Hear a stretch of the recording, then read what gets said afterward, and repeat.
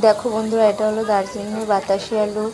তো চারিদিকের দৃশ্যটা দেখো কতই না সুন্দর। চারিদিকে শুধু পাহাড় আর পাহাড়, আর গায়ে পাহাড়ের গায়ে ছোট ছোট বাড়ি। তো দূরবীন দিয়ে সবাই দূরের দৃশ্যটাকে দেখছে। আর এখানে ফুলের চারিদিকটা ফুলের বাগানে ভর্তি। তো আমরা যে টাইমটাতে গেছিলাম টয় ট্রেন এসে দাঁড়িয়েছিল। এখানে টয় ট্রেন 10 থেকে 15 মিনিট দাঁড়ানোর পরে এখান থেকে টয় ট্রেনটা ছেড়ে দেয়। তো ওখানে তাল গাছের মতো গাছ দেখা যাচ্ছে, কিন্তু ওগুলো তাল গাছ না, কী গাছ কী জানি। আর এখানে ওই যে টয় ট্রেনটা দাঁড়িয়ে আছে, টয় ট্রেনটা ছাড়ারও টাইম হয়ে গেছে, বাঁশি বাজাচ্ছে।